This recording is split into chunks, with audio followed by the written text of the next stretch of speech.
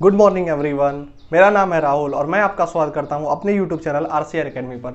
RCR academy YouTube channel पर हमने शुरुआत की है one shot revision series class 10th board के बच्चों के लिए, और हमने इसका एक वीडियो पहले ही अपलोड कर दिया है। इसमें हम कवर कर रहे हैं लगभग हर एक सेकेंड समेटिव का लगभग हर एक चैप्टर और डिफरेंट कंसेप्ट के क्वेश्चन के साथ जो प्रीवियस ईयर क्वेश्चन आपके आए हैं।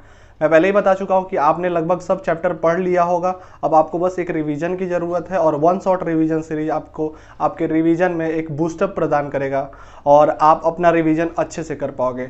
तो मैं आशा करता हूँ आप वीडियो मेरा देख रहे होंगे, और अगर आप मेरा वीडियो रेगुलर देखते हैं तो एक कमेंट ज़रूर कीजिए, ये मुझे मोटिवेट करता है मुझे नया वीडियो बनाने में। और अगर आप चैनल पे नए हैं तो चैनल को लाइक करो और सब्सक्राइब भी करो और अपने दोस्तों में ज़्यादा से ज़्यादा शेयर करो। चलो आज का वीडियो हम लोग शुरू करते हैं।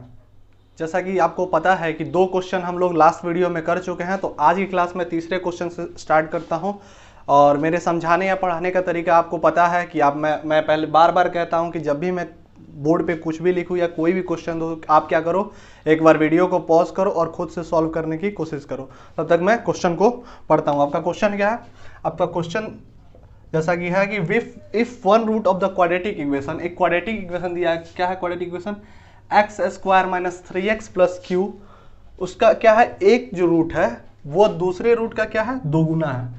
पहला रूट क्या है, दूसरे रूट का दोगुना है। तो क्या फाइंड करना है? Find the value of Q. ये क्वेश्चन जो है क्वाड्रेटिक इक्वेशन चैप्टर का क्वेश्चन है, ठीक है। मैं सॉल्व करता हूं, तब तक आप एक बार खुद से कोशिश करो। गिवन इक्वेशन क्या है? F x is equal to x square minus 3x plus q, ये आपका गिवन इक्वेशन है, ठीक है।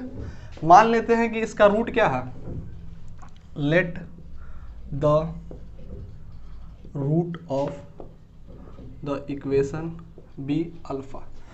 मान लेते हैं कि अगर इसका एक रूट अल्फा है तो दूसरा रूट क्या हो जाएगा? दूसरे रूट के बारे में क्या बोला? दो गुना है। Then the second root be 2 alpha. पहला रूट अगर अल्फा हो गया तो दूसरा रूट क्या हो जाएगा? 2 अल्फा, क्योंकि पहला रूट क्या है, दोगुना है, ठीक है, दूसरे रूट के, ठीक है। तो हम लोग relation between roots and coefficient of roots और किसी भी इक्वेशन के कोफिशिएंट के बीच में हम लोग रिलेशन पता है। अगर क्वाड्रेटिक इक्वेशन है उसके बीच में 2 रिलेशन होता है। पहला रिलेशन क्या होता है, सम का होता है, और दूसरा रिलेशन किसका होता है, प्रोडक्ट का, ठीक है। तो पहला हम जो रिलेशन लिखेंगे वो क्या लिखेंगे? We know that sum of roots equal to क्या हो जाता है, माइनस बी बाई ए। किसी भी क्वाड्रेटिक इक्वेशन में रूट का सम क्या हो जाता है, माइनस बी बाई ए। और माइनस बी बाई ए क्या होता है? माइनस बी क्या होता है? Minus of coefficient of x, b होता है, और ए क्या होता है? Coefficient of x square. ये कैसे आया, कैसे लिखा हुआ है? अगर आपका क्वाड्रेटिक इक्वेशन क्लियर नहीं है तो वीडियो का प्लेलिस्ट बना हुआ है, आप जाके वहां देखो, ठीक है। और रूट क्या क्या है? अल्फा और 2 अल्फा है, तो सम ऑफ रूट क्या हो जाएगा? Alpha plus 2 alpha. तो अल्फा प्लस 2 अल्फा कितना हो जाएगा? 3 अल्फा इज इक्वल टू क्या हो जाएगा? सम ऑफ रूट, यानी minus b by a. Coefficient of x क्या है यहाँ पे? -3 है, माइनस ऑफ -3 अपॉन ए की जगह क्या, अगर एक्स स्क्वायर, ए क्या होता है? कोफिशिएंट ऑफ एक्स स्क्वायर होता है। तो एक्स स्क्वायर क्या कि अगर कोई नंबर नहीं तो यानी 1 है, ठीक है। तो alpha 3 alpha is equal to क्या हो जाएगा? माइनस माइनस प्लस यानी 3। अल्फा का वैल्यू कितना आ जाएगा? अल्फा का वैल्यू 1 आ गया। पहला रिलेशन सम का होता है और दूसरा रिलेशन किसका होता है? प्रोडक्ट का। तो प्रोडक्ट का अगर रिलेशन लिखे तो क्या ले हो जाएगा? Product of root. देखो कैसे भी हमको क्या पहुंचना है, क्यू का वैल्यू पहुंचना है, क्यू का वैल्यू फाइंड करना है। तो प्रोडक्ट ऑफ रूट में क्या होता है?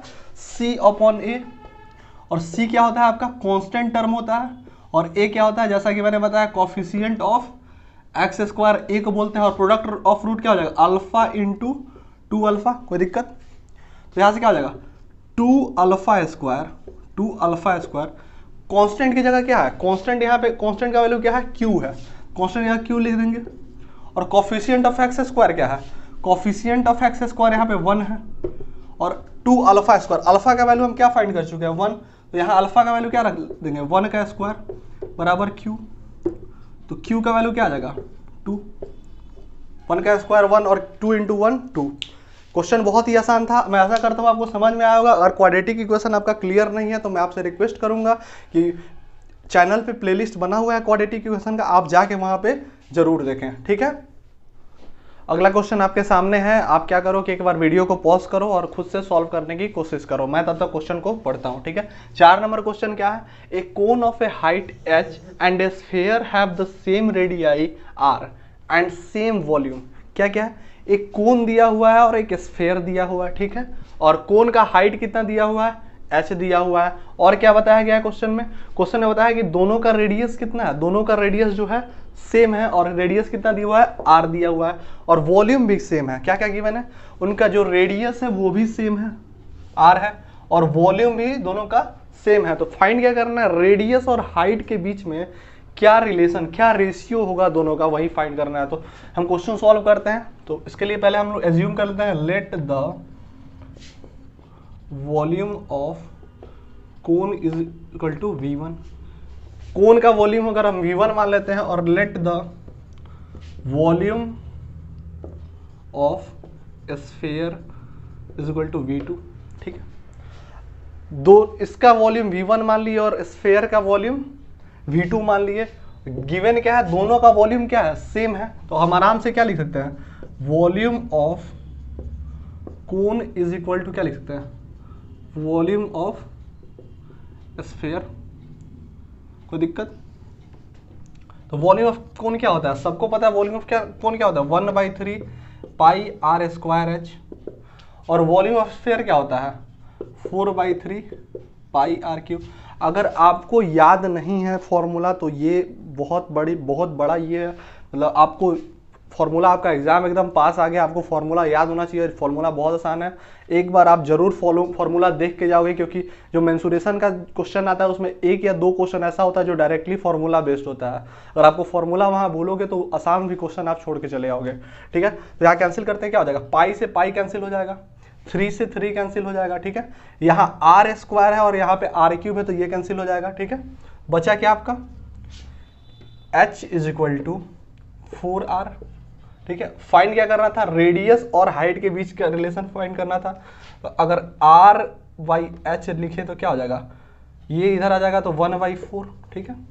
तो रेडियस और हाइट का रेशियो क्या हो जाएगा, 1:4, यही ना फाइंड करना था, रेडियस और हाइट का। ये क्या है, रेशियो का फ्रैक्शन फॉर्म है, और ये क्या, कौन सा रेशियो फॉर्म है, तो फ्रैक्शन फॉर्म को फिर किसमें चेंज कर दिया, रेशियो फॉर्म में चेंज कर दिए।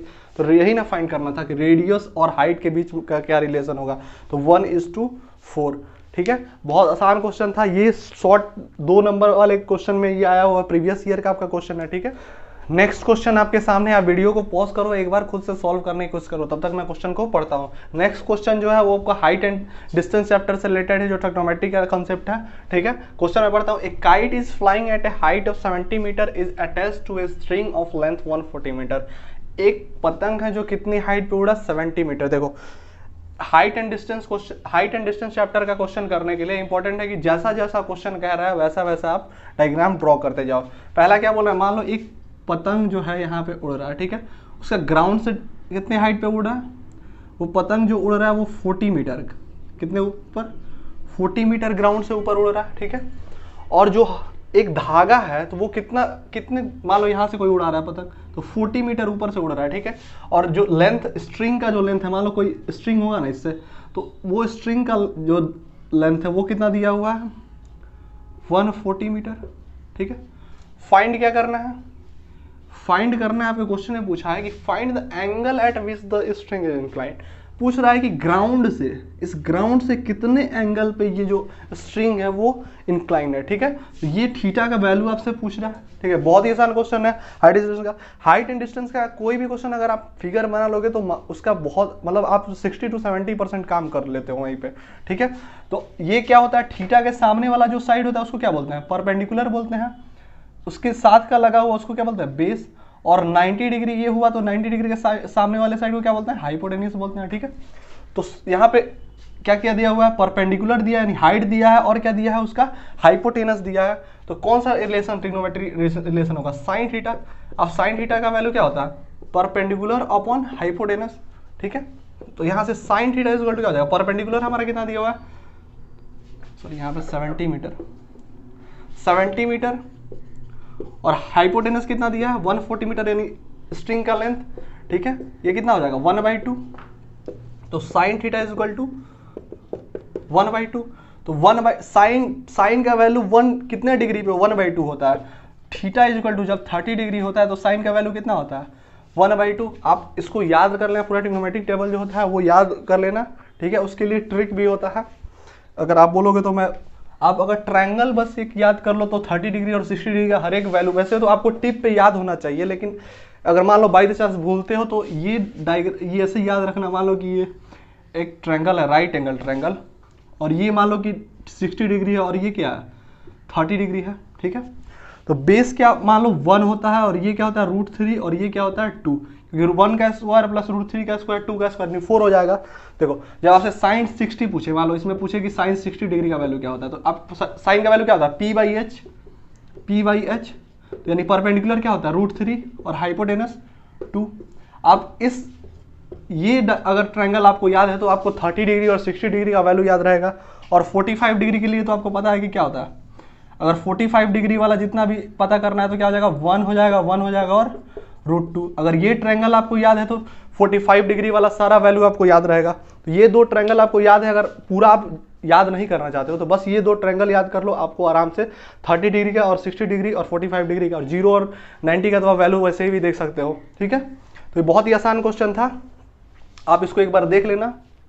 आज की क्लास के लिए हम इतना ही रहने देते हैं, ठीक है। आज 5 क्वेश्चन हो गया, 3 क्वेश्चन लगभग हुआ आज की क्लास में, ठीक है। आप वीडियो को देखना, आप एक बार मेरे से पढ़ने का मैं बार बार आपको तरीका बता चुका हूं कि जब भी कोई भी क्वेश्चन दूं, ये ऑनलाइन क्लास है, ये रिकॉर्डेड बैच है, तो आपको टाइम नहीं मिलेगा सॉल्व करने के लिए। तो आप क्या करो, खुद से एक बार वीडियो को पॉज करके और हर एक क्वेश्चन को खुद से सॉल्व करने की कोशिश करो, ठीक है। और आप क्या करो, वीडियो को फ्री में नहीं देखा करो, वीडियो को लाइक करके जाओ और एक कमेंट करके जरूर जाओ। इससे क्या होगा, मुझे मोटिवेशन मिलता है। और आज के वीडियो के लिए हमें इतना ही रहने देते हैं, ठीक है। Thank you.